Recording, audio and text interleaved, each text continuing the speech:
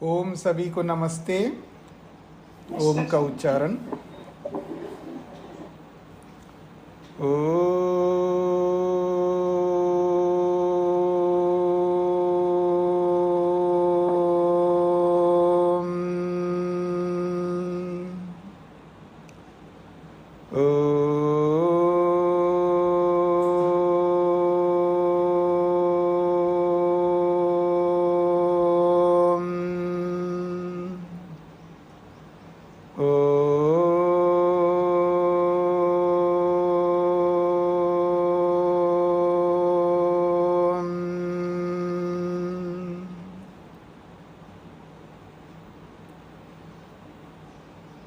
न्याय दर्शन के प्रथम अध्याय के प्रथम आहनिक के प्रथम सूत्र को लेकर के विचार चल रहा है। प्रमाण प्रमेय संशय प्रयोजन दृष्टांत सिद्धांत अवयव तर्क ये पूरे हुए हैं। एक एक पदार्थ को लेकर के विचार चल रहा है। कल हमने तर्क को लेकर के समझने का प्रयत्न किया है कि तर्क जो है प्रमाण के अंतर्गत नहीं आता है, अर्थात चार प्रमाणों में नहीं आता है। और ऐसा भी नहीं है वो तर्क अपने आप में उन चार प्रमाणों से कोई अलग हो। तर्क चारों प्रमाणों के अंतर्गत नहीं आता है एक बात, और उन चारों से भिन्न कोई पांचवा प्रमाण तर्क नहीं हो सकता। इन दोनों से भिन्न है। फिर क्या है? तो वो कहते हैं तर्क वो विचार है, वो विशिष्ट विचार है जो प्रमाणों को सहयोग देता है, प्रमाणों को पुष्ट करने में, प्रमाणों को आगे बढ़ाने में, प्रमाणों को तत्व की ओर, तत्वज्ञान की ओर अग्रसर करने में सहयोग करता है। ये तर्क का विषय था कल। आइए, तर्क के बाद में अगला पदार्थ है निर्णय। बहुत महत्वपूर्ण पदार्थ है निर्णय। कहते हैं निर्णयः तत्वज्ञानम। पृष्ठ संख्या 8 है। निर्णयः तत्वज्ञानम। निर्णय क्या होता है? तो कहते हैं निर्णय वास्तव में तत्वज्ञान है। निर्णय जो है तत्वज्ञान है, अर्थात यथार्थ ज्ञान है। यथार्थता को निर्णय कहते, वस्तु स्थिति। और ये जो निर्णय है जिसे तत्वज्ञान कहा है, ये प्रमाणानाम फलम, ये प्रमाणों का फल है। जिन प्रमाणों का प्रयोग हम करते हैं, आखिर उन प्रमाणों का प्रयोग क्यों करते हैं, उसका लाभ क्या है? क्योंकि प्रमाणों का प्रयोग इसलिए करते हैं यथार्थता का बोध हो जाए, वस्तु स्थिति का पता लगे, इसलिए तो प्रमाणों का प्रयोग करते हैं।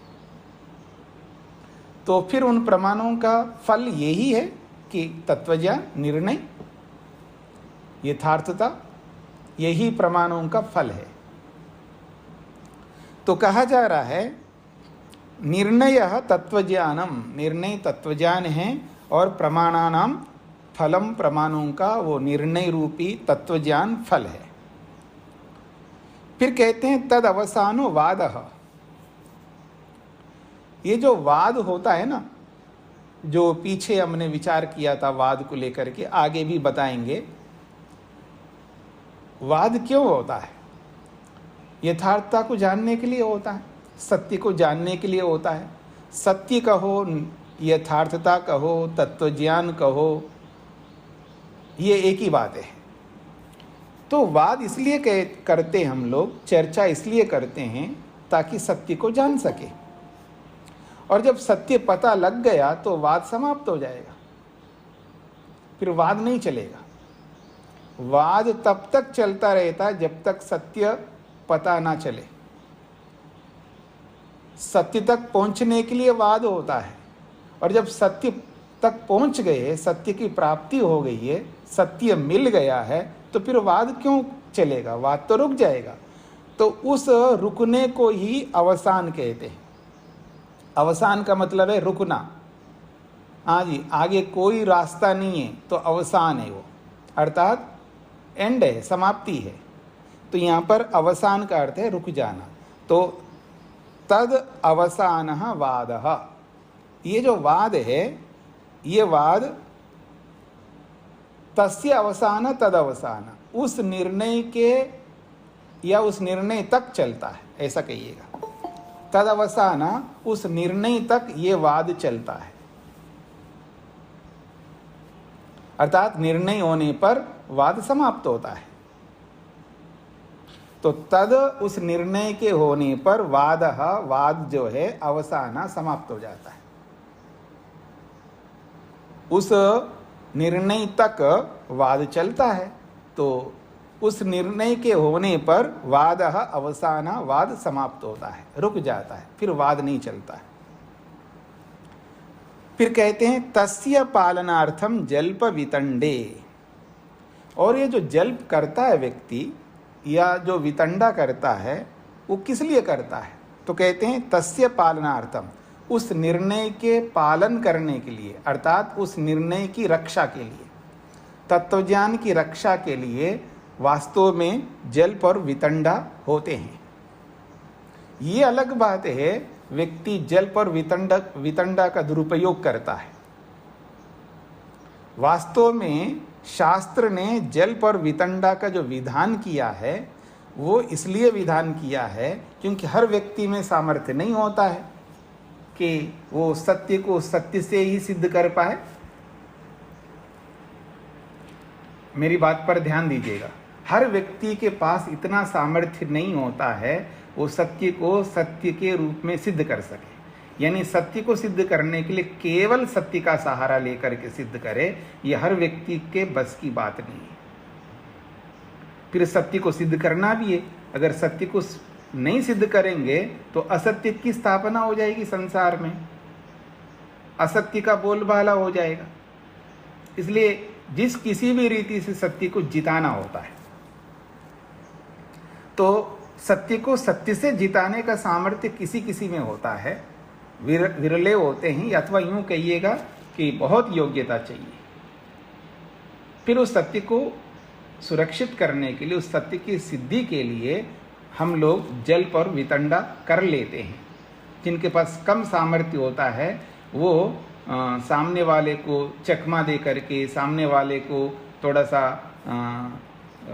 धोखा दे करके, सामने वाले को जिस किसी भी प्रकार से उसको हरा करके सत्य की जीत करवा देता है, उसके लिए जल्प और वितंडा का सहारा लेता है। इसलिए कहते हैं तस्य, तस्य अर्थात निर्णयस्य, उस निर्णय के लिए, उस तत्वज्ञान को स्थापित रखने के लिए, उस तत्वज्ञान को उसी रूप में रखने के लिए, पालनार्थम मतलब उसकी रक्षा के लिए, उस तत्वज्ञान की रक्षा के लिए, उस निर्णय की रक्षा के लिए जल्प वितंडे, जल्प और वितंडा होते हैं।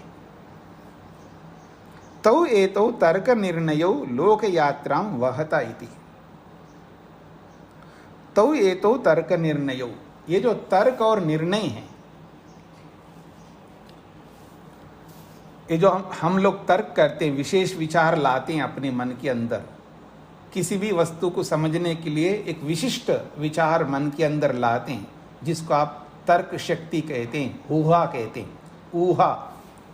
तो तौ एतौ तर्क निर्णयो, वे ये जो दोनों हैं तर्क और निर्णय, ये दोनों के दोनों लोक यात्रां वहता, इस लोक यात्रा को वहन करते हैं, अर्थात इस लोक यात्रा को चलाते हैं, अर्थात यूँ कहिए इस लोक को चलाते हैं, या मैं मोटी भाषा में कहूँ दुनिया को चलाते हैं।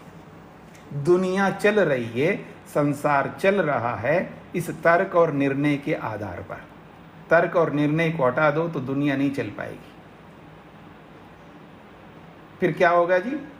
लूट मार चलेगा, एक दूसरे को मार काट करेंगे, एक दूसरे को लूटेंगे, एक दूसरे को मारेंगे, अव्यवस्था हो जाएगी। इसलिए इस निर्णय और तर्क के आश्रय से हम इस लोक यात्रा को चलाते हैं। तो इसलिए कहते हैं तौ एतौ तर्क निर्णयो, ये दोनों तर्क और निर्णय जो है इस लोक यात्रा को, इस संसार को वहता, चलाते हैं।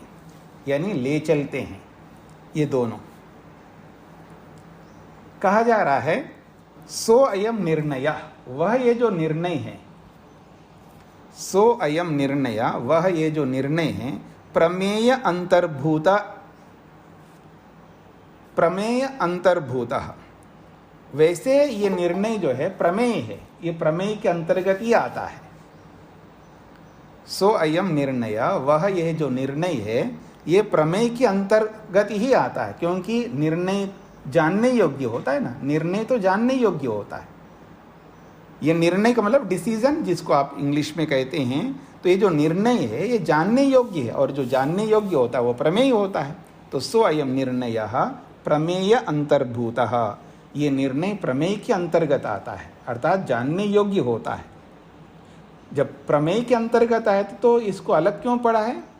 एवं अर्थम, इसलिए इसको अलग पढ़ा है। एवं अर्थम पृथक उद्दिष्टः, इसलिए इसको अलग से पढ़ा है ताकि इस निर्णय को हम यथार्थ रूप से जान सके।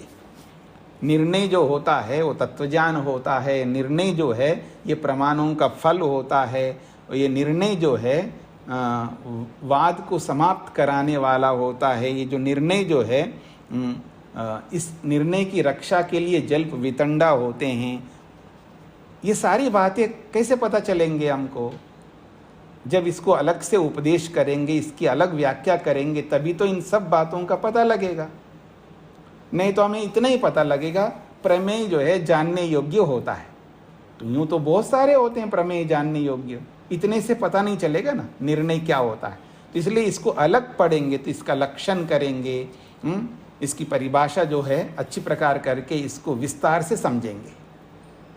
तो किसी चीज़ को विस्तार से समझना है और उसको विश्लेषण करके, व्याख्या करके, उसके उदाहरण आदि दे करके विस्तार से जब समझाया जाएगा तो उसको हम हृदयंगम कर पाते हैं, उसको अच्छी तरह समझ पाते हैं। तो यद्यपि निर्णय प्रमेय के अंतर्गत आता है, फिर भी इसको अलग इसलिए उपदेश किया है इन सब बातों को जानने के लिए।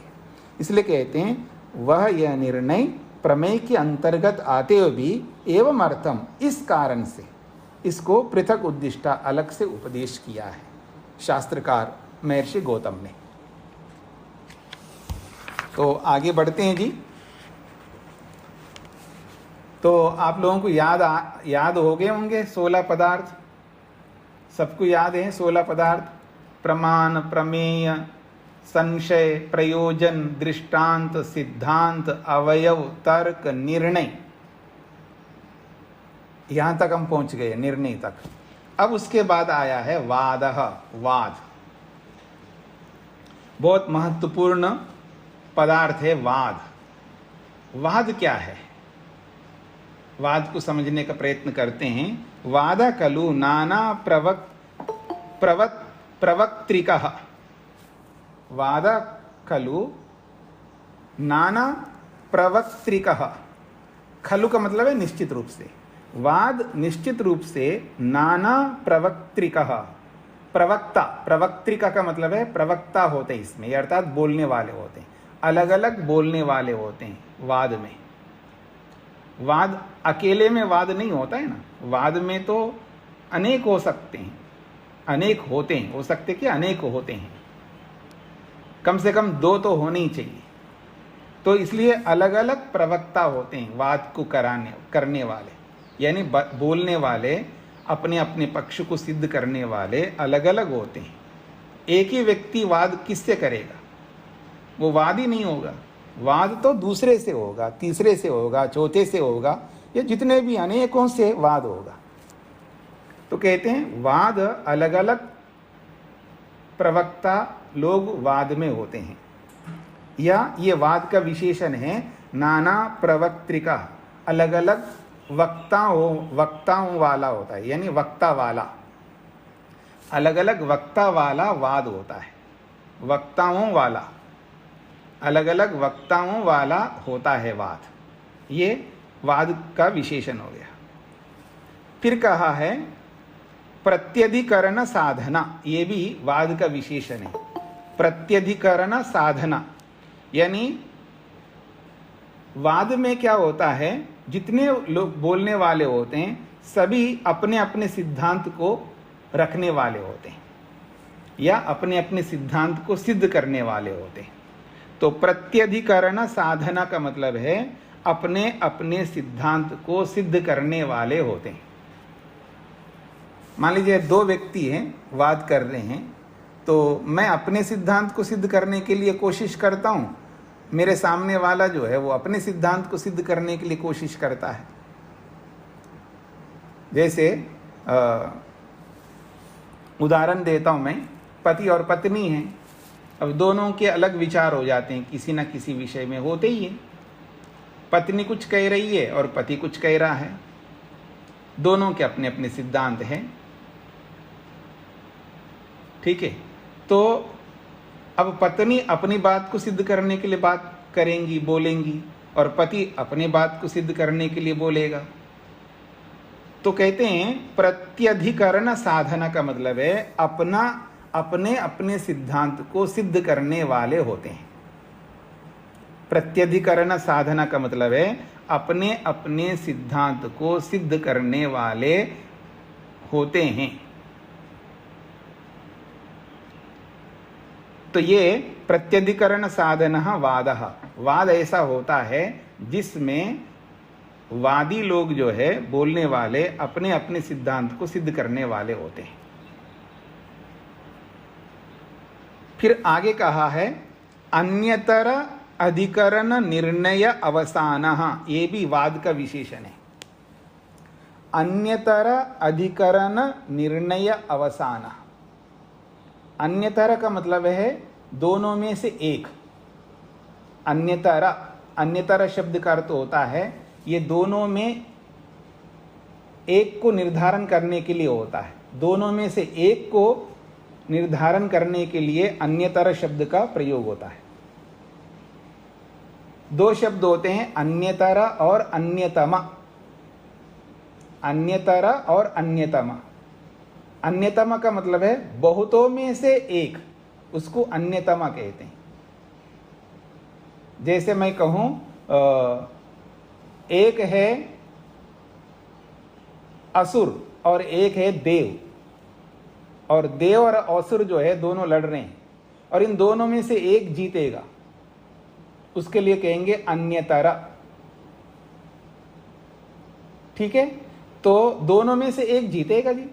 तो जब दोनों लड़ रहे हैं तो दोनों में से एक ही जीतेगा, दोनों तो जीत नहीं सकते हैं, दोनों में से एक जीतेगा। तो कहते हैं अन्यतर का मतलब है दोनों में से एक। और किसको लेकर के जीतेंगे? अधिकरण। अधिकरण का मतलब होता है सिद्धांत। दोनों में एक सिद्धांत को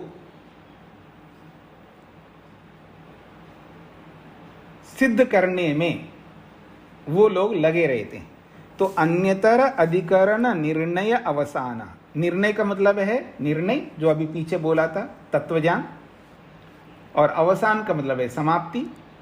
तो दोनों सिद्धांतों के मध्य में, मतलब दोनों मिलकर के अपने अपने सिद्धांतों को रखते हैं, तो दोनों सिद्धांतों के बीच में एक सिद्धांत का निर्णय जब होता है तब अवसान, वो वाद समाप्त हो जाता है।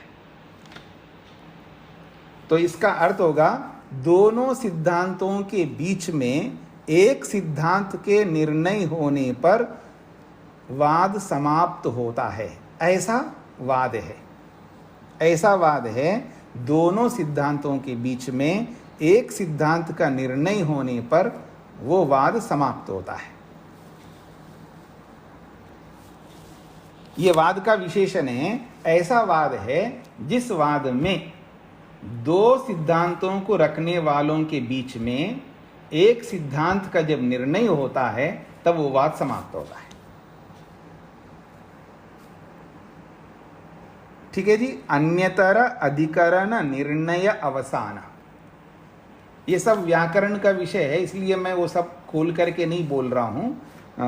तो अन्यतर अधिकरण अन्यतर अधिकरण निर्णय अवसान। अन्यतर का मतलब है दोनों में से अधिकरण, एक सिद्धांत को सिद्ध करने वाला या निर्णय देने वाला वो वाद होता है। ठीक है। वाक्य समूह, और इस वाद में वाक्यों का समूह होता है। जैसे पीछे बताया था ना, अवयव, अवयव क्या होता है? वाक्य समुदाय, यानी 5 अवयवों का प्रयोग होता है वाद में। वाद कैसा होता है? जिस वाद में 5 वाक्यों का प्रयोग होता है, इसलिए कहा वाक्य समूह वादः। वाद जो है वाक्यों का समूह होता है, अर्थात 5 अवयवों का प्रयोग होता है वाद में। तो ये सब विशेषण है। वाक्य समूह वादः, अन्यतर अधिकरण निर्णय अवसानः वादः, प्रत्यधिकरण साधनः वादः, नाना प्रवक्त्रिकः वादः। ये वाद के 1, 2, 3 और 4 विशेषण दिए। वाद कैसा होता है? जिसमें अलग अलग वक्ता होते हैं। अगर कोई आपसे प्रश्न पूछे वाद किसे कहते हैं, तो आप कहेंगे वाद उसे कहते हैं जिसमें अलग अलग वक्ता होते हैं। एक बात, वाद किसे कहते हैं? वाद उसे कहते हैं जिसमें अलग अलग सिद्धांतों को सिद्ध करने वाले होते हैं। वाद उसे कहते हैं जिसमें अलग अलग सिद्धांतों को सिद्ध करने वाले होते हैं। तीसरी बात, वाद उसे कहते हैं 2 सिद्धांतों के बीच में एक सिद्धांत के निर्णय होने पर समाप्त होता है, उसको वाद कहते हैं। वाद उसे कहते हैं जिसमें 5 अवयवों का प्रयोग होता है। तो ये 4 बातें हो गई हैं, जिसमें अलग अलग प्रवक्ता, जिसमें बोलने वाले अपने अपने सिद्धांतों को सिद्ध करने वाले होते हैं, जिस वाद में 2 सिद्धांतों के बीच में एक सिद्धांत का जब निर्णय होता है तो वाद समाप्त होता है। वाद में 5 अवयवों का प्रयोग होता है, उसको वाद कहते हैं। ठीक है।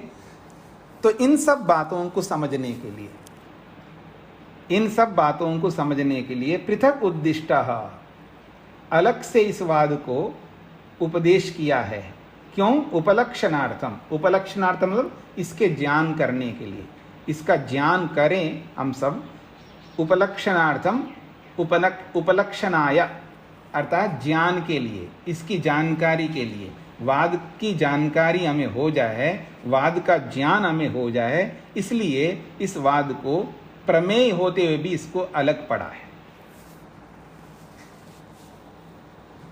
उपलक्षितेन व्यवहारः तत्वज्ञानाय भवति। उपलक्षितेन, जब इसका ज्ञान हो जाता है, इसका ज्ञान हो जाने से, यानी वाद का ज्ञान हो जाने से, वाद की जानकारी हो जाने से व्यवहारः, व्यवहार होता है। बिना वाद के व्यवहार ही नहीं हो पाता है। और फिर इस वाद का जो व्यवहार है वो किस लिए होता है? तत्वज्ञानाय भवति, तत्वज्ञान के लिए होता है, यथार्थता को जानने के लिए होता है, सत्य को जानने के लिए वाद का व्यवहार होता है। यानी वाद का जो प्रयोग है, यानी बातचीत जो हो रही है, बातचीत रूपी जो व्यवहार है, ये तत्वज्ञान करने के लिए होता है, यथार्थता को, सत्य को जानने के लिए होता है।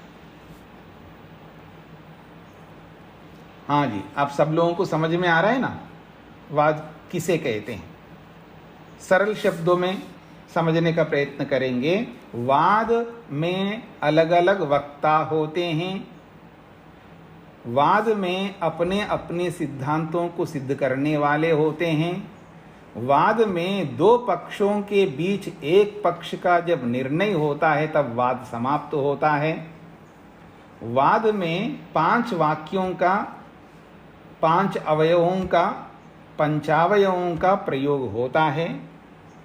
वाद को प्रमेय होते हुए भी इसको अलग से उपदेश इसलिए किया है ताकि इस वाद का विस्तृत ज्ञान हमें हो सके, और इसका ज्ञान होने से वाद रूपी व्यवहार को हम तत्वज्ञान को पाने के लिए करते हैं। ठीक है जी। तो वाद के बारे में बता दिया। वाद के बाद में क्रम प्राप्त जो है अगला पदार्थ है जल्प, और जल्प के बाद वितंडा भी है। वाद जल्प वितंडा। तो कहते हैं तद विशेषौ जल्प वितंडे। तद विशेषौ, तद का मतलब है इससे पहले क्या बताया था, वाद बताया था, तो वाद से विशेष होते हैं ये दोनों। तद विशेषौ जल्प वितंडे का मतलब है वाद से विशेष होते हैं जल्प और वितंडा। मतलब क्या विशेष होते हैं, जितनी बातें वाद के लिए बोला है वो सारी बातें जल्प और वितंडा में भी होते हैं। मतलब अलग अलग वक्ता लोग होते हैं, अपने अपने सिद्धांतों को सिद्ध करने वाले होते हैं। दो पक्षों में एक पक्ष की सिद्धि हो जाने पर, निर्णय हो जाने पर रुक जाते हैं। हाँ, और पंचावयों का प्रयोग होता है। ये सारी बातें जल्प में भी और वितंडा में भी होती हैं। लेकिन कहा है तद विशेषो, इन बातों से कुछ अतिरिक्त विशेष बातें भी इसके अंदर है। क्या है जी, कहते हैं वाद में धोखा नहीं होता है, वाद में छल नहीं होता है, वाद में निग्रह स्थान नहीं होता है, वाद में जाति का प्रयोग नहीं होता है, वाद में हेत्वाभास का प्रयोग नहीं होता है। आगे आप पढ़ेंगे, निग्रह स्थान होता है, हेत्वाभास होता है, जाति होती है, छल होता है, ये सब दोष युक्त पदार्थ हैं। निग्रह स्थान एक पदार्थ है लेकिन उसमें दोष ही दोष भरे हुए हैं। हेत्वाभास भी एक पदार्थ है 16 पदार्थों में, और हेत्वाभास में भी दोष ही दोष भरे हुए हैं। जाति भी एक पदार्थ है इन 16 पदार्थों में, उसमें भी दोष ही दोष हैं। छल एक पदार्थ है, उसमें भी दोष ही दोष भरे हुए हैं। ये सब दोष युक्त पदार्थ हैं, लेकिन इन सब का प्रयोग होता है। जल्प और वितंडा में निग्रह स्थान का प्रयोग होता है, जाति का प्रयोग होता है, एत्वाभास का प्रयोग होता है, छल का प्रयोग होता है। ये सब उसमें प्रयुक्त होते हैं उनका। तो ये विशेष है जल्प और वितंडा में, जो वाद में नहीं हो सकते, वाद में कर नहीं सकते, क्योंकि वाद में दोषों को नहीं ला सकते। क्योंकि वाद एक ऐसा विचार है, ऐसी बातचीत है जिसमें मात्र सत्य को जानना उद्देश्य होता है। अब जब आप भी सत्य को जानना चाहते हैं, मैं भी सत्य को जानना चाहता हूं, तो मैं आपको क्यों धोखा दूंगा, आप मेरे को क्यों धोखा देते हैं। झूठे लोग एक दूसरे को धोखा देते हैं, छल करते हैं और दोष करते रहते हैं, चाहे वो कोई भी हो, चाहे वो गुरु शिष्य हो, चाहे वो पति पत्नी हो, चाहे भाई भाई हो या भाई बहन हो या रिश्तेदार हो, चाहे कोई भी हो। जो झूठे होते हैं, गलत होते हैं, वही दोष करते हैं, एक दूसरे के प्रति दोष करते रहते हैं। और हमें इन दोषों से ऊपर उठना है, तभी हम मुक्ति की ओर बढ़ेंगे, तभी हमारी मुक्ति हो सकती है।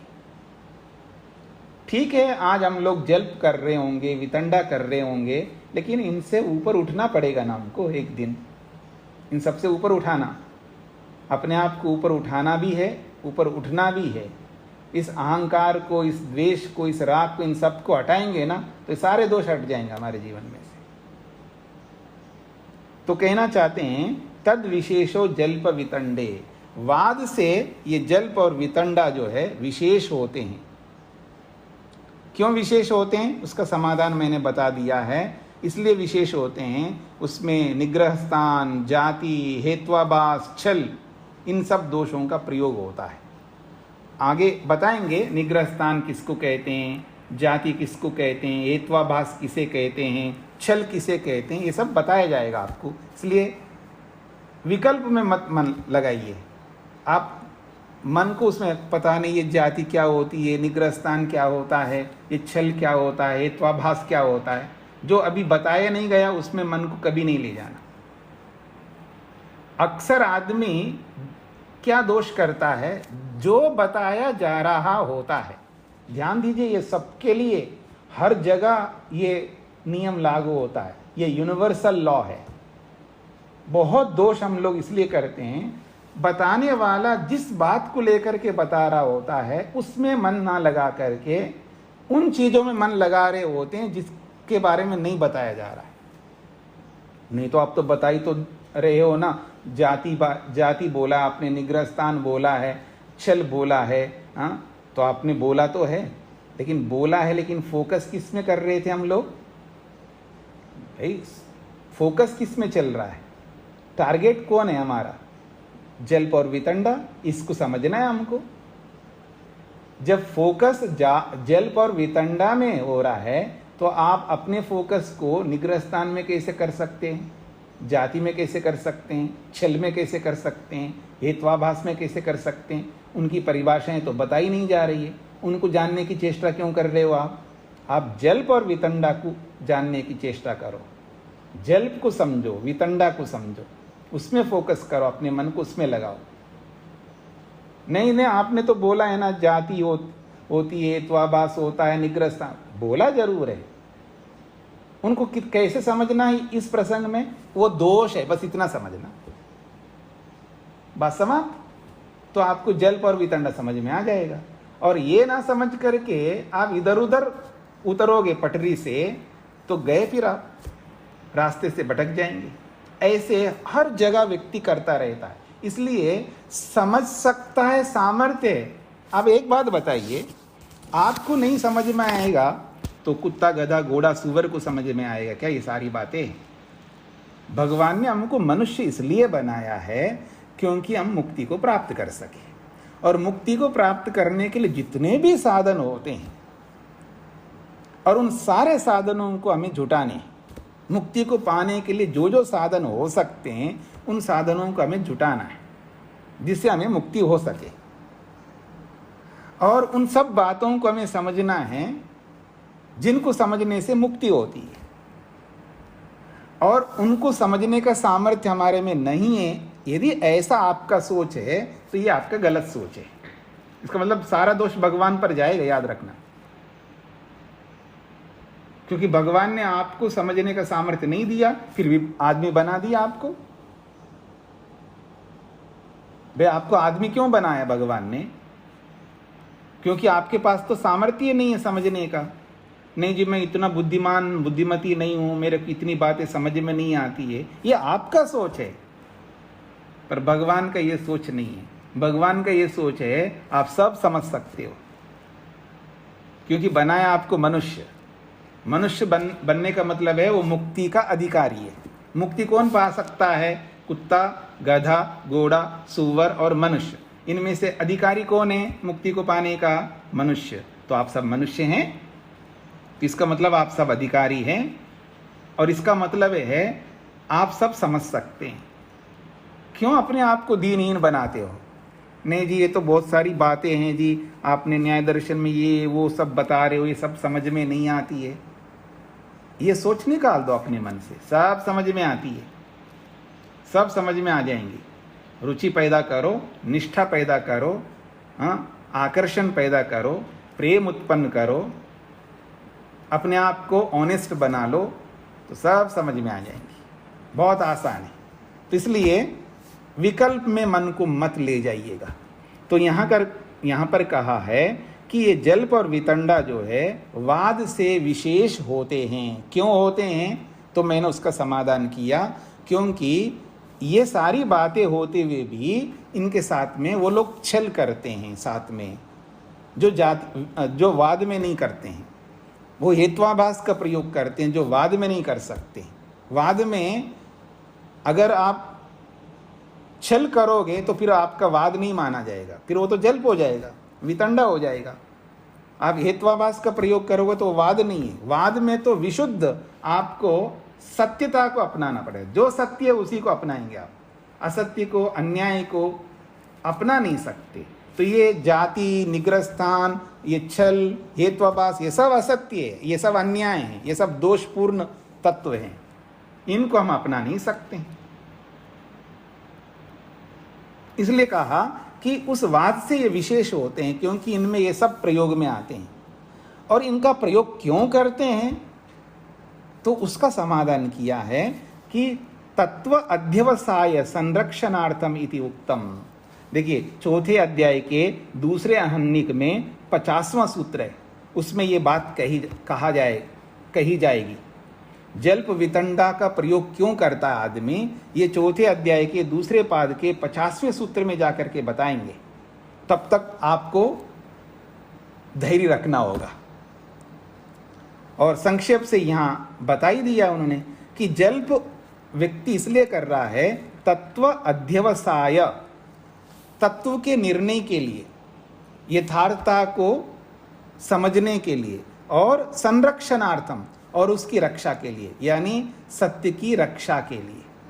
सत्य की रक्षा के लिए व्यक्ति जल्प कर रहा है, सत्य की रक्षा के लिए वितंडा कर रहा है।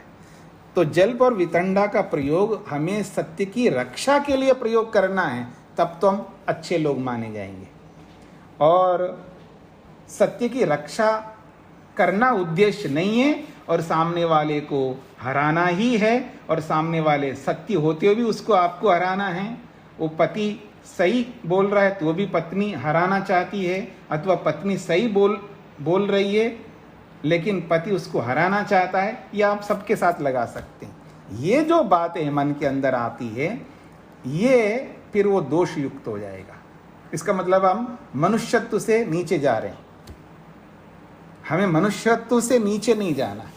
इसलिए अगर जल्प और वितंडा का प्रयोग करेंगे भी, केवल सत्य की रक्षा के लिए हमें करना है, ये बात कही जा रही है यहाँ पर। तो वाद से जल्प और वितंडा विशेष होते हैं, और ये इसलिए जल्प और वितंडा होते हैं ताकि तत्व अध्यवसाय, यथार्थता का निर्णय करने के लिए, और संरक्षणार्थम, और उस तत्व को, उस सत्य को सुरक्षा करने के लिए, अर्थात उस सत्य की रक्षा के लिए। तो तत्व के निर्णय के लिए और तत्व की सुरक्षा के लिए जल्प और वितंडा होते हैं। इति उक्तम, ऐसा कहा है। कहाँ पर? चौथे अध्याय के दूसरे आहनिक के 50वें सूत्र में। अब आगे बढ़ते हैं जी। तो वाद, जल्प और वितंडा के बाद आया है जी निग्रह स्थान।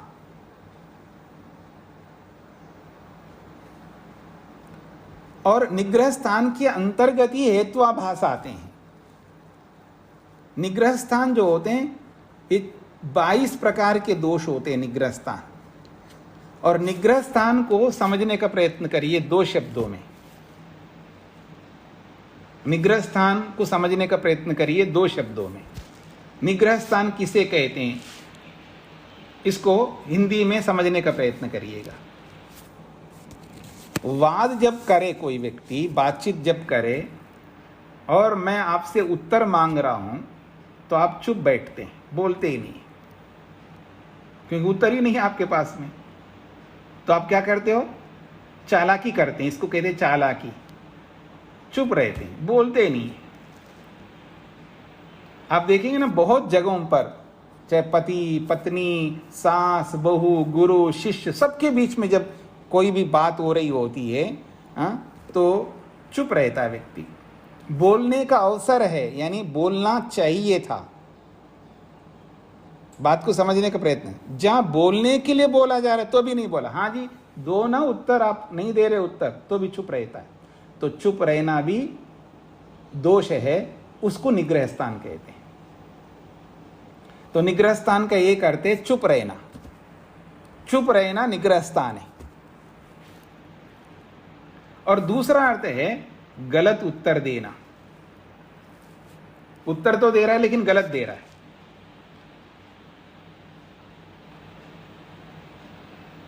तो निग्रह स्थान के मुख्य रूप से 2 अर्थ है, चुप रहना या गलत उत्तर देना निग्रह स्थान कहलाता है। पर ये जो गलत उत्तर देना, चुप रहना, ये 22 प्रकार के होते हैं। जब उसका विषय आएगा तब आपको विस्तार से समझ में आएगा। और इन्हीं निग्रह स्थानों में एक हेत्वाभास होता है, इसको अलग पढ़ा दिया। हेत्वाभास बहुत विशेष होता है, समझने योग्य होता है, इसलिए उसको अलग से पढ़ा है। एत्वाभास का मतलब समझ लीजिएगा। एत्वाभास का मतलब है जो आपने 5 अवयव पढ़े अवयवों में, प्रतिज्ञा, हेतु, उदाहरण, उपनयन और निगमन, उन 5 अवयवों में एक हेतु है दूसरे स्थान पर, और हेतु जो होता है वो हेतु सटीक हेतु देना होता है, यथार्थ हेतु, यानी राइट रीजन देना है, आपको सही कारण बताना है। और आदमी जब सही कारण ना बता करके गलत कारण बताता है, जो कारण नहीं है उसको कारण के रूप में प्रस्तुत करता है, उसको हेत्वाभास कहते हैं।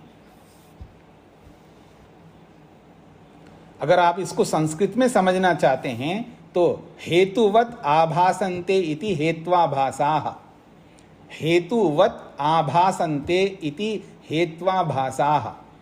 जो हेतु जैसा दिखते हैं लेकिन हेतु नहीं होते हैं उसको हेत्वाभास कहते हैं। आभास का मतलब है दिखना, प्रतीत होना। हेतु जैसा प्रतीत होते हैं लेकिन हेतु नहीं होते।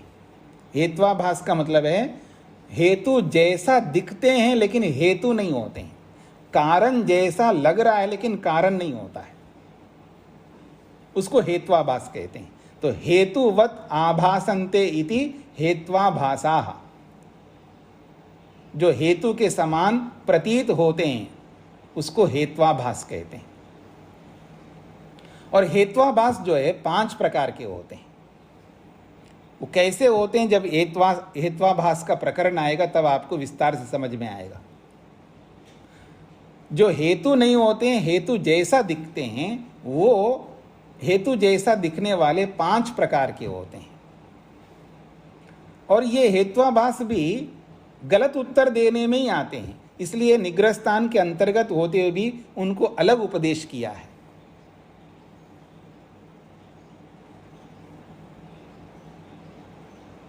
जल्प समझ में आ गया आपको, वितंडा समझ में आ गया, निग्रह स्थान भी समझ में आ गया और हेत्वाभास भी समझ में आ गया। अब इस पंक्ति को समझने का प्रयत्न करते हैं। कहते हैं निग्रह स्थानेभ्यः पृथक उद्दिष्टाः हेत्वाभासाः। कहते हैं निग्रह स्थानेभ्यः, ये जो निग्रह स्थान है ये बहुत प्रकार के होते हैं इसलिए बहुवचन में दिया है। निग्रह स्थानों से, पंचमी विभक्ति का बहुवचन, निग्रह स्थानेभ्यः, निग्रह स्थानों से, हेत्वाभासाः पृथक उद्दिष्टाः, निग्रह स्थानों से हेत्वाभासों को अलग उपदेश किया गया है। क्यों इसको अलग उपदेश किया गया है? वादे चोदनीया भविष्यन्ति इति, वाद में इनका प्रयोग करता है गलती से व्यक्ति। वाद में चोदनीया, प्रयोग करने योग्य होंगे, अर्थात वाद में गलती से इनका प्रयोग करता है व्यक्ति। जब वाद में उनको गलती से प्रयोग करता है तो चोदनीया भविष्यन्ति, फिर बताना पड़े, देखो आप हेत्वाभास का प्रयोग कर रहे हो, ऐसा नहीं कर सकते, फिर वो अपने आप को बदलता है। वहां हराना नहीं होता है, वहां हराना नहीं होता है, वहां तो सत्य को जानना होता है। अगर कोई वाद करने वाला गलती से जो हेतु नहीं है उसको हेतु के रूप में प्रयोग करेगा तो दूसरा कहता नहीं, देखिए आपने हेत्वाभास का प्रयोग किया, इसको हटा दो, सही हेतु दो, ऐसा बोलना पड़ता है। और जल्प में ऐसा नहीं होता है। जल्प में वो हेत्वाभास देता है और सामने वाला पहचानता नहीं उसको, तो फिर ये जीत जाएगा, क्योंकि मैंने हेत्वाभास का प्रयोग किया और आपने उस हेत्वाभास को पकड़ा नहीं है, तो क्या होगा, हेत्वाभास दे करके मैं जीत जाऊंगा, आप हार जाएंगे। वहां तो हार जीत लक्ष्य होता है, पर वाद में ऐसा नहीं होता ना, हार जीत का लक्ष्य, सत्य को जानना लक्ष्य होता है। तो अगर मैंने हेत्वाभास का प्रयोग किया तो आप तो समझदार है, समझ रहे हैं कि ये व्यक्ति सही हेतु नहीं दे रहा, गलत हेतु दे रहा है, तो आप मेरे को समझाएंगे, देखो जो आप गलत हेतु दे रहे हैं उसको मत देना, आप सही हेतु देना। देखिए कितने सुच्चे लोग होते हैं, जितने सच्चे लोग होते हैं, देखिए, ठीक है जी। मतलब यथार्थता को समझने वाले सत्यवादी किस तरह होते हैं, उनकी मानसिकता देखिएगा। जैसे माँ होती है ना, माँ बेटे की हानि नहीं चाहती है, मतलब बच्चे की हानि नहीं चाहती है, उसका कल्याण चाहती है, उसकी उन्नति चाहती है, उसका शुभ चाहती है, उसकी वृद्धि चाहती है, उसके सुख को चाहती है, उसके दुख को दूर करना चाहती है। जैसे एक माँ होती है, तो माँ का काम करते हैं ये सत्यवादी जो वाद करने वाले, एक दूसरे का बहुत ख्याल रखते हैं, क्योंकि दोनों का लक्ष्य सत्य को जानना है। तो फिर वहाँ राग नहीं होता, द्वेष नहीं होता, मोह नहीं होता, अहंकार नहीं होता, कुछ नहीं होता है। अब सोचिए कितनी बहुत बड़ी बात है ना वाद करना, ये पुण्य का कर्म है। तो कहते हैं निग्रह स्थानेभ्य पृथक उद्दिष्टा हेत्वाभासा, निग्रह स्थानों से इस हेत्वाभास को यानी हेत्वाभासों को पृथक उद्दिष्टा अलग से उपदेश किया गया है। और वाद में चोदनीय भविष्यन्ति, अगर गलती से वाद में कोई प्रयोग करता है तो चोदनीय भविष्यन्ति, बताने योग्य होते हैं वो। नहीं जी आप हेत्वाभास का प्रयोग करते हो, ऐसा बताना पड़ता है वहां पर। जल्प वितंडयोस्तु निग्रह स्थानानि इति, जल्प और वितंडा में तो ये निग्रह स्थान होते ही हैं, वहां तो खूब प्रयोग कर सकता है व्यक्ति। जल्प वितंडा में बताना नहीं पड़ता है कि आप हेत्वाभास का प्रयोग करें, वहां तो प्रयोग ही करना होता है। वहां नहीं करोगे तो जीतेंगे नहीं, एक दूसरे को हम हरा नहीं सकते। वहां तो जीतना लक्ष्य है ना, सामने वाले को येन केन प्रकारेण, जिस किसी भी रीति से उसको हराना है। हेत्वाभास दो या छल करो या कुछ भी करो, उसको हराना है, क्योंकि वो गलत आदमी है और हम सही है। यदि हाँ ये बात समझना है, यहाँ पर भी सत्य को जिताना उद्देश्य है, गलत पक्ष को जिताना उद्देश्य यहाँ पर भी नहीं, याद रखना। इस बात को समझना है। आप गलत है और अपने पक्ष को सिद्ध करना चाहते हैं तो फिर वो वास्तव में वो जल्प नहीं होगा, फिर वो वितंडा हो जाएगा, मूर्खत्व होगा वहां पर, यानी इनसे भी गया गुजरा हो जाएगा।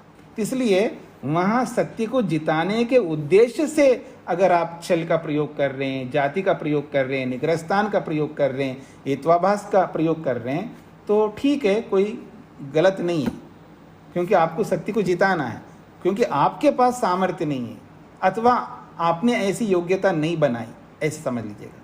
अभी तो मैं बोल रहा था आप सब योग्य हैं, योग्य का मतलब है आप सब योग्य बन सकते हैं। हाँ इस बात को समझ लीजिएगा, आप सब योग्य का मतलब है आप सब योग्य बन सकते। योग्य बनना पड़ता है ना, अपने आप योग्य बन करके पैदा नहीं होता आदमी, वो योग्य बन सकता, लेकिन कुत्ता गधा घोड़ा सुअर योग्य नहीं बन सकते। उनको कितना ही सिखा दो भाई वो उतना ही काम करेंगे जितना आपने सिखाया, पर हम ऐसे नहीं करते। हमको जितना सिखाया जाता है उससे लाख गुना करोड़ गुना पता नहीं कितने गुना अधिक कम कर लेते हैं, क्योंकि भगवान ने बुद्धि दी है, उसको विस्तार करते हैं। इसलिए तेल बुद्धि बनना पड़ता है व्यक्ति को। उपनिषदों में सुना है ना आपने, उपनिषदों को पढ़ाते समय या वेदांत को पढ़ाते समय मैंने तेल बुद्धि, रबड़ बुद्धि, लक्कड़ बुद्धि कभी तो बोला है, जरूर याद आ रहा होगा। तो अपने को यहाँ तेल बुद्धि बनना है। तो कहने का अभिप्राय है कि जल्प और वितंडा इन दोनों में तो निग्रह स्थानों का प्रयोग होता है, इसलिए जल्प और वितंडा में तो निग्रह स्थान है, वो मतलब उनका प्रयोग कर सकता है व्यक्ति, पर वाद में नहीं कर सकता। फिर वहाँ चोदनीय भविष्यन्ति, वहाँ बताना पड़ता है, देखो जी आपने हेत्वाभास का प्रयोग किया, आप निग्रह स्थान का प्रयोग कर रहे हो, आप जाति का प्रयोग कर रहे हो, आप छल का प्रयोग कर रहे हो, ऐसा मत करो, कृपा करो जी आप हम पर, ऐसा मत करो। अगर आप जाति छल निग्रह स्थान का प्रयोग करो तो हम सत्य को कैसे जान पाएंगे। सत्य को जानने के लिए इन सबको हमें प्रयोग नहीं करना है, वहाँ बताना पड़ता है, एक दूसरे को याद दिलाना पड़ता है। वाद में, जल्प और वितंडा में ऐसा नहीं है, ये कहना चाहते हैं। तो निग्रह स्थानों से हेत्वाभासों को अलग इसलिए उपदेश किया है ताकि इन हेत्वाभासों को हम समझ सके, और वाद में अगर किसी कारण से गलती से इनका प्रयोग करता है कोई तो चोदनीय भविष्यन्ति, वहाँ बताने होते हैं कि आप गलत प्रयोग कर रहे हो। हाँ जल्प और वितंडा में तो इनका प्रयोग किया जा सकता है, क्योंकि उसके लिए तो वो निग्रह स्थान है, अर्थात प्रयोग करने योग्य है, ये कहना चाहते हैं। अब आगे बढ़ते हैं जी।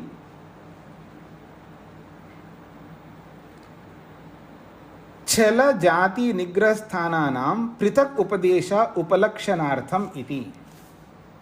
छल जाति निग्रह स्थानानां, ये तीन चीजें हैं, छल जाति और निग्रह स्थान। तो आपको निग्रह स्थान किसे कहते हैं बता दिया।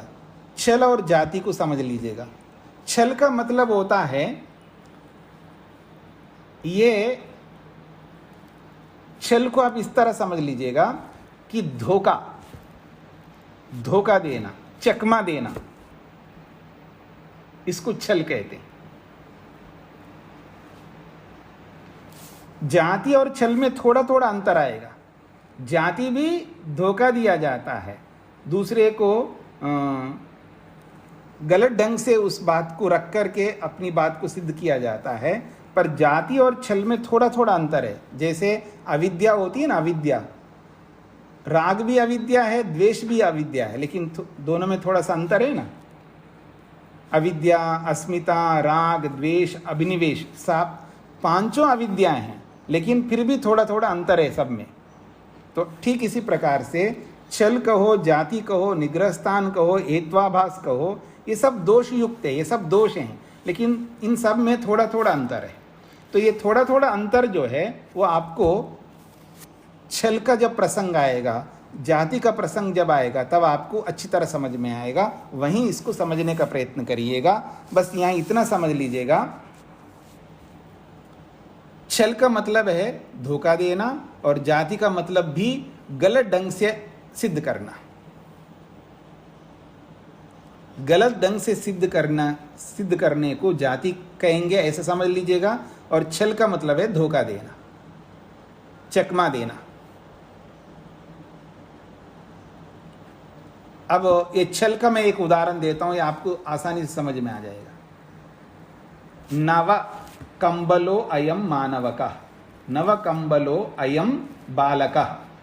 ये जो बच्चा है ये नया कंबल वाला है, ऐसा बोलने वाले ने बोला। तो नव शब्द जो है नए अर्थ के लिए आता है, यानी नया, न्यू, मतलब इसने कंबल ओढ़ा है तो नया कंबल ओढ़ा है जी, ये बोलने वाला चाहता है। तो नया को बोलने के लिए संस्कृत में नव शब्द का प्रयोग होता है। नव कंबलो अयम बालकः, ये जो बालक है ये नया कंबल वाला है। और दूसरे सुनने वाले ने क्या सुन लिया, हाँ जी इसके पास तो एक ही कंबल है, तुम नौ बोल रहे हो। नव शब्द का अर्थ नौ भी होता है संस्कृत में। ये 9 कंबलों वाला है बालक। अरे भाई मैंने तो ऐसा नहीं बोला है। नहीं, तुमने बोला है, 9 शब्द का प्रयोग किया है, ऐसे कह करके वो धोखा दे करके उसको गलत सिद्ध करवाने का प्रयास करता है। तो इसको कहते हैं वाणी का दोष है, ये वाणी का दोष है। वाणी को ध्यान में रख करके छल होते हैं, तो वाणी को ध्यान में रख करके अलग अलग दोष होते हैं, उसको छल कहते हैं। और जाति तो बता ही दिया, गलत ढंग से सिद्ध करना। तो छल और जाति निग्रह स्थान ये जानने योग्य है, पृथक उपदेश है, इसलिए इनको अलग से उपदेश किया है। क्योंकि छल भी प्रमेय है, जाति भी प्रमेय है, निग्रह स्थान भी प्रमेय है। तो ये प्रमेय होते हुए भी इनको अलग उपदेश इसलिए किया है क्योंकि उपलक्षणार्थम, इनकी जानकारी के लिए, इनके ज्ञान के लिए, इनको विस्तार से हम जान सके किस प्रकार का छल होता है, किस प्रकार की जाति होती है, किस प्रकार का निग्रह स्थान होता है। क्योंकि छल जो है 3 प्रकार का होता है, छल 3 प्रकार का होता है, जाति जो है 24 प्रकार का होता है, और निग्रह स्थान जो है 22 प्रकार का होता है। ये सब आगे चल करके आप समझेंगे। तो इतने प्रकार वाले निग्रह स्थान को, इतने प्रकारों वाली जाति को, इतने प्रकार वाले छल को समझने के लिए, इनकी जानकारी के लिए प्रमेय होते हुए भी इनको पृथक उपदेश, इनको अलग से उपदेश किया है सूत्रकार ने। फिर कहते हैं उपलक्षितानाम स्ववाक्य परिवर्जनम। उपलक्षितानाम, जब इनका ज्ञान हो जाता है तो जाने हुए इन सब का स्ववाक्य, अपने वाक्य में परिवर्जनम, हम अपने वाद में प्रयोग नहीं करते,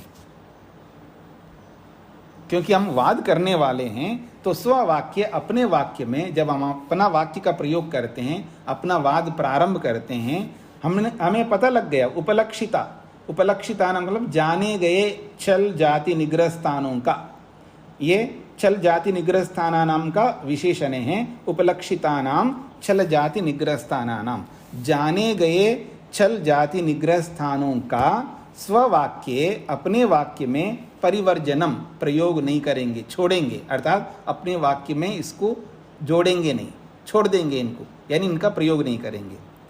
छल जाति निग्रहस्थानानाम परवाक्ये पर्यनियोगः,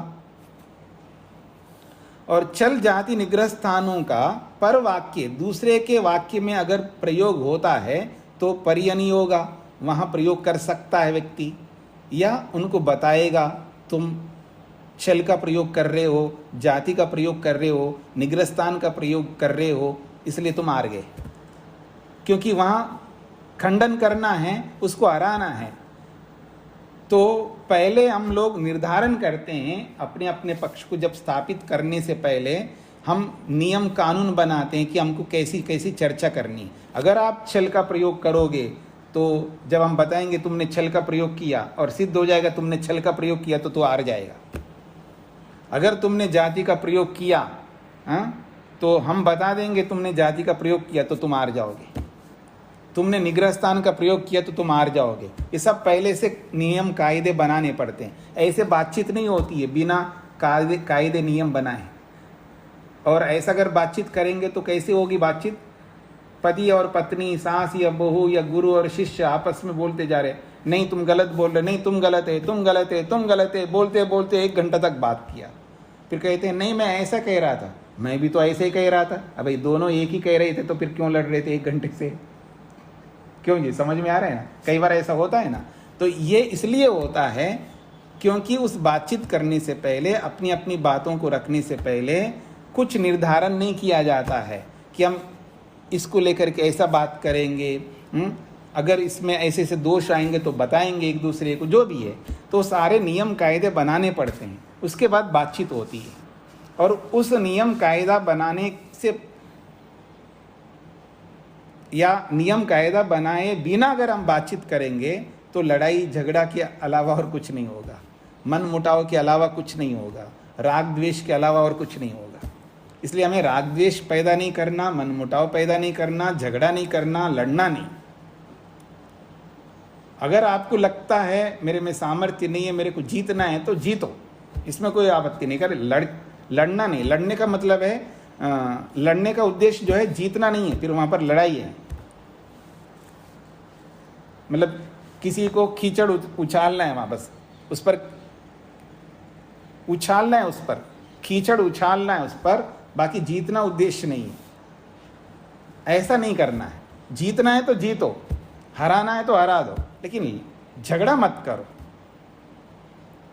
ठीक है जी। तो ये कहना चाहते हैं छल जाति निग्रह स्थानों का पर वाक्य में पर्यनियोगा, उसके वाक्य में बताएंगे हम लोग, देखो अब तुमने छल का प्रयोग किया, जाति का प्रयोग किया, निग्रह स्थान का प्रयोग किया, इसलिए तुम हार गए। ऐसा जातेश्च परेण प्रयुज्यमानायाः सुलभ समाधि स्वयं च सुकरः प्रयोग इति। जातेश्च परेण प्रयुज्यमानाया, अगर दूसरे के द्वारा जाति का प्रयोग कर लिए जाने पर सुलभ समाधि, हम आसानी से समाधान कर सकते हैं कि तुमने जाति का प्रयोग किया है। परेना, दूसरे के द्वारा, जाते है जाति का प्रयुज्यमानायाः, प्रयोग करने से, दूसरे के द्वारा जाति का प्रयोग करने पर सुलभ समाधि, हम आसानी से उसका समाधान कर सकते हैं, क्योंकि हमको पता है जाति किसको कहते हैं, छल किसको कहते हैं, और निग्रह स्थान किसको कहते हैं। तो अगर दूसरे ने अगर जाति का प्रयोग किया तो हम आसानी से बताएंगे तुमने जाति का प्रयोग किया। स्वयं च सुकर प्रयोग, और हम स्वयं जो है उसका ऐसा प्रयोग करेंगे ताकि सामने वाले को पकड़ में ही ना आ जाए। हम तो उसको हराना चाहते हैं ना, अगर उसको हराना चाहते हैं जाति का ऐसा प्रयोग करेंगे उसको पकड़ में ही नहीं आए, वो देखता रह जाए। तो स्वयं तो बहुत अच्छे ढंग से सफाई से जाति का प्रयोग करेंगे, और सामने वाला कितनी सफाई से भी प्रयोग कर ले तो उसको हम पकड़ेंगे। हाँ, ये सारी कुंजियां दे रहे हैं जी आप लोगों को, हाँ, पर इसका दुरुपयोग मत करने का। ठीक है जी। चलिए इसके बारे में और समझने का प्रयत्न करेंगे। कल अवकाश रहेगा, कल अमावस्या है तो कल अवकाश रहेगा। ओम शांति शांति शांति।